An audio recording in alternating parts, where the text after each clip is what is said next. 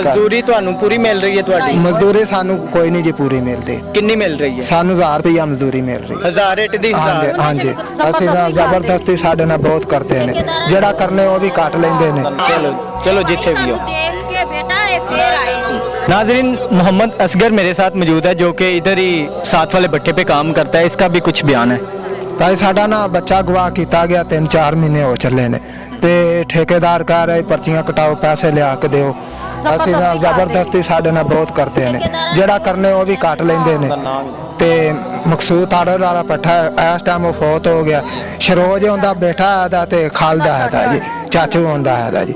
ਤੇ ਸਾਨੂੰ ਬਹੁਤ ਆਵਾਜ਼ਾਰ ਬੱਚਾ ਠੇਕੇਦਾਰ ਨੇ ਕੀਤਾ ਜੀ। ਉਹ ਠੇਕੇਦਾਰ ਦਾ ਨਾਮ ਕੀ ਹੈ? ਚੋਰੀ ਖਾਲਦੇ। ਚੋਰੀ ਖਾਲਦ ਦੇ ਕਿੰਨੇ ਮਹੀਨੇ ਹੋ ਗਏ? ਉਹਨੂੰ ਹੋ ਚੱਲਣ 2 ਮਹੀਨੇ ਜੀ। FIR ਦਰਜ ਕਰਾਈ ਜੇ? ਕੋਈ ਸ਼ੈ ਨਹੀਂ ਜੀ। ਪਹਿਲਾਂ ਸਾਨੂੰ ਨਹੀਂ ਜੀ, ਉਹ ਮਣੀ ਨਹੀਂ ਦਿੰਦਾ, ਨਾ ਕਿਸੇ ਪਾਸੇ ਸਾਨੂੰ ਨਿਕਲਣ ਦਿੰਦਾ ਹੈ ਜੀ, ਤੇ ਨਾ खर्चा पानी देता है जी। नाजरीन, इनका कहना यह है कि ज़बरदस्ती इनसे काम करवाया जा रहा है। इनके भाई को जो है अगवा करके ले गए हुए हैं और बीमार था, मारा सी और अभी तक जो है ना वो बाजियाब भी नहीं हुआ, ना इनकी FIR दर्ज। मेरा आज इस भट्टे पर विजिट करने का मकसद यही था ताकि तमाम तर लोगों की मजबूरियाँ वो जान सकें। सानू ना 2 ਵਾਰੀ ਅਸੀਂ ਗਏ ਤਾਂ ਸਾਨੂੰ ਆਂਦਾ ਸੀ ਵੀ ਨਹੀਂ ਤੁਸੀਂ ਬਾਹਰ ਕਦਾਈ ਵੀ ਨਹੀਂ ਨਿਕਲਣਾ ਆਦਾ, ਪਰਚੀਆਂ ਕਟਾਓ ਤੇ ਆਪਦੇ ਪੈਸੇ ਲੈ ਸਾਨੂੰ ਲਿਆ ਕੇ ਦਿਓ।